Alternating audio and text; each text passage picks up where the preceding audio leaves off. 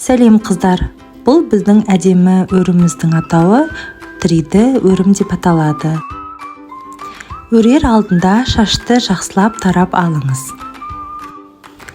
Содан соң маңдай тұсынан 2 хвостик бөліп алып резинкемен бекітеміз. Шашты әдемілеп тарап, су бүркіп алсаңыздар болады. Немесе арнайы гельдерді қолдансаңыздар болады.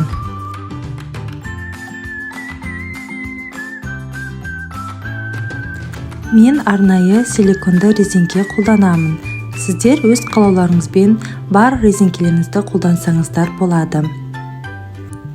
Хвостик босап тұрмау үшін оларды жақсылап тартып қоямыз. Шашты сулап тарап отырыңыз. 2 хвостиктің арақашықтығы бірдей болуы керек.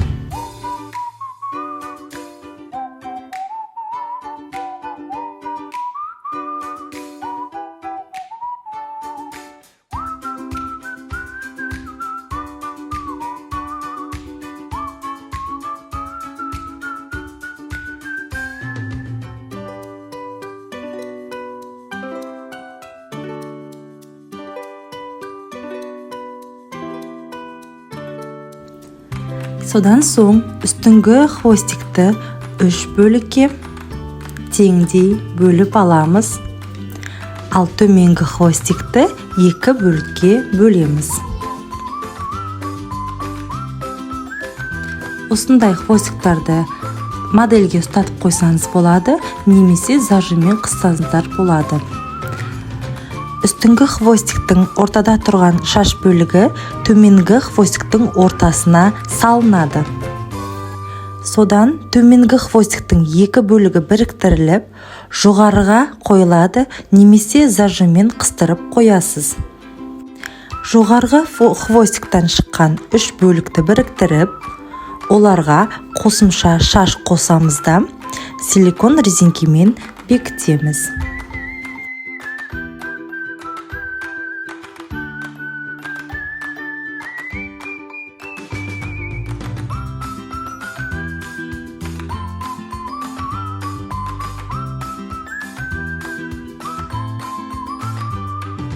Қаттырақ қылып жасап, хвостикті тартып қоямыз.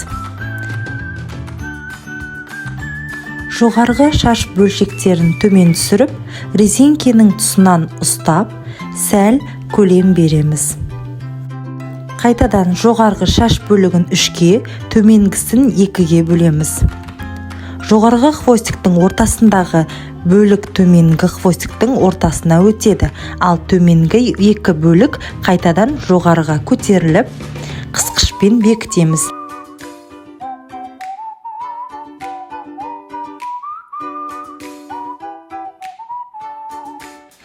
Және тағы да хвостик жинап, резинкемен бастың түбіне жақын етіп бекітеміз. Қаттырақ тартып, сулап тарап отырыңыздар. Артық шаштар қосылмауын қадағалаңыз. Хвостикті жақсылап тартып қоюды ұмытпаймыз. Шаш бөлшектерін түсіріп, өрімімізді соза бастаймыз. Әдемілеп барлығы теңдей арақашықтықта болуы керек. Қалауларыңызша үлкейтсеңіздер болады.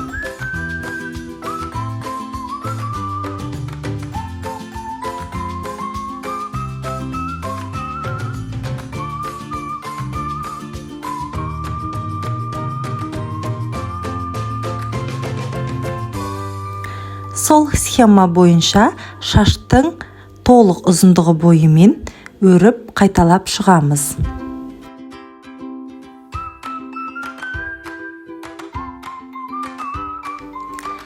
Каналымызға тіркеліп, лайк басуды ұмытпаңыздар. Пікір жазуды да қалдырыңыздар. Сіздердің әрқайсыларыңыздың пікірлеріңіз мен үшін өте маңызды.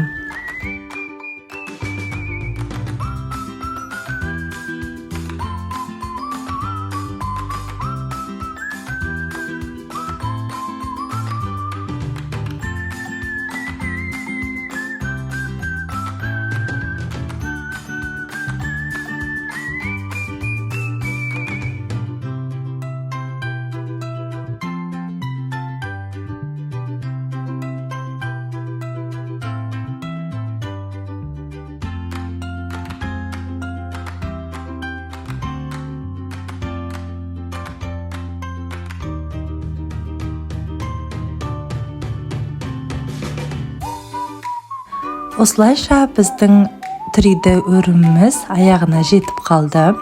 Соңғы жағын резеңкемен бекітеміз де барлық ұзындық бойынша шашымызды реттеп, әдемілеп, үлкейтіп шығамыз.